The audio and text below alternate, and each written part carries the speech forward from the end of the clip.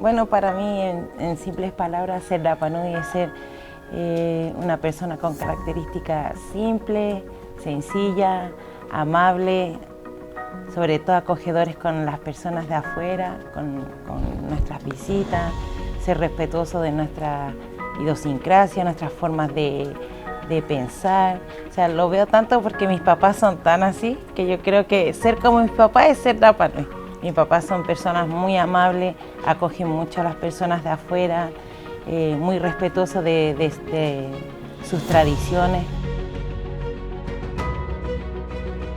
Mi mamá me decía la otra vez que nunca se imaginó que iban a venir tantos aviones en la isla y que iba a haber tanto turismo y otras personas que hablaran otros idiomas, pero siempre me decía, cuando tú ves a una persona, aunque sea un vaso de agua o tienes una piña o una sandía en tu casa, tienes que atenderlo, porque la gente no busca de uno un algo, la gente viene porque quiere ver cómo es uno.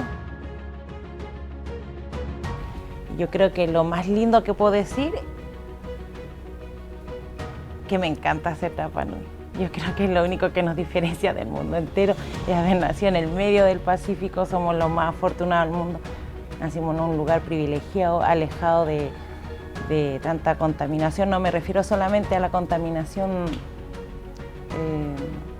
como de basura y esas cosas, sino que a todo tipo de contaminación tecnológica, de mentalidades igual distintas.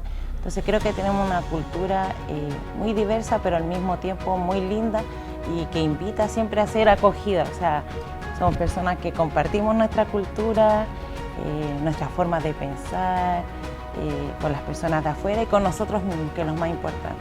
Y nunca olvidarnos que un Rapa Nui siempre ha sido respetuoso.